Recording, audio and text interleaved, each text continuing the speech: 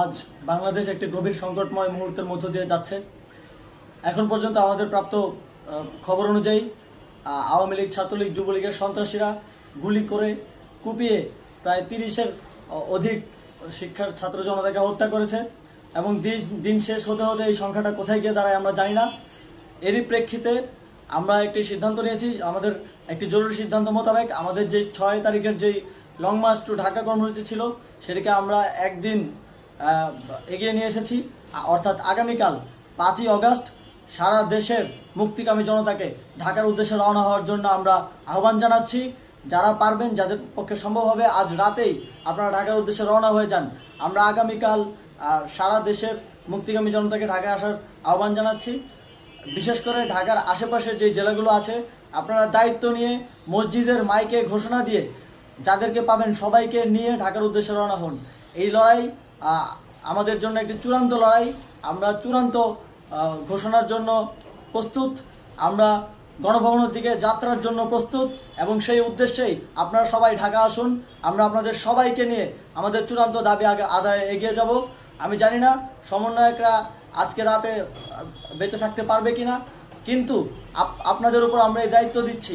আপনারা সবাই নিজ দায়িত্বে ঢাকায় আসবেন আগামীকাল এবং পরশু পরিস্থিতি বিবেচনা করে পরশু গণভবনের দিকে 4 দিক থেকে আমরা রওনা হব। আমরা খুব আতঙ্কের সাথে লক্ষ্য করছি যে ছাত্রলীগ, যুবলীগ এবং আওয়ামী লীগের গুন্ডারা পুলিশের অস্ত্র দিয়ে পর্যন্ত সাধারণ জনগণের উপর হামলা করছে। কিন্তু একটি সুখের খবর হচ্ছে সারা দেশের বিভিন্ন স্থানে সেনাবাহিনী ছাত্র জনতার পক্ষে দাঁড়িয়েছে। আবার কিছু কিছু জায়গায় যেমন মিরপুর ও মোহাম্মদপুরে সেনাবাহিনী ছাত্র জনতার বিপক্ষে দাঁড়িয়ে গুলি চালাচ্ছে। আমরা সেনাবাহিনীর প্রতি আহ্বান জানাতে চাই, আপনারা এদেশের নাগরিক এবং আপনারা এদেশের নিরাপত্তার দায়িত্বে আছেন, এদেশের জনগণের যানবাহনের নিরাপত্তার দায়িত্বে আছেন। আপনারা দেশের পক্ষে এবং দেশের জনগণের জন্য কাজ করবেন। কোনো খুনি সরকারের জন্য, কোনো খুনি রাজনৈতিক দলের জন্য কাজ করবেন না। এটি এদেশের জনগণ আপনাদের থেকে প্রত্যাশা করে।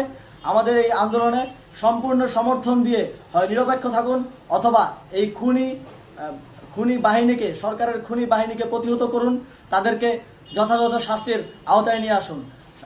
যেই কারফিউ সরকারের পক্ষ থেকে ঘোষণা করা হয়েছে, আমরা স্পষ্টভাবে বলতে চাই সেনাবাহিনী এই ধরনের কোনো কারফিউ বাস্তবায়নের জন্য মাঠে না নামে। যদি মাঠে নামে তাহলে সেনাবাহিনী স্পষ্টভাবে অফিসিয়ালি জনতার বিরুদ্ধে দাঁড়াবে। আমরা চাই না সরকারের এই ষড়যন্ত্র সেনাবাহিনী পা দিক। সেনাবাহিনীকে জনতার বিরুদ্ধে দাঁড়ানোর যে ষড়যন্ত্র সরকার রচনা করছে সেটিতে সেনাবাহিনী পা দিবে না, এই বিশ্বাস আমরা রাখতে চাই। আওয়ামী লীগ আজ সারা দেশে তাদের খুনি বাহিনীকে নামিয়ে দিয়েও ছাত্র জনতার প্রতিরোধের মুখে টিকতে পারেনি। রাজপথের পরাজিত শক্তি হিসেবে তারা সেনাবাহিনী সহ অন্যান্য বাহিনীকে আমাদের বিরুদ্ধে কাজে লাগানোর চেষ্টা করছে। এই চেষ্টাকে, এই ষড়যন্ত্রকে ব্যর্থ করতে হবে এবং আগামীকাল সারা দেশে মসজিদে মসজিদে ঘোষণা দিয়ে ঢাকার উদ্দেশ্যে আপনারা রওনা হন। প্রত্যেকটি পরিবার থেকে অন্ততপক্ষে একজনকে ঢাকার উদ্দেশ্যে রওনা করে দিন, এই ইতিহাসের সাক্ষী হতে, একটি নতুন বাংলাদেশের অভ্যুদয় ঘটানোর একজন কর্মী হতে। ধন্যবাদ সকল।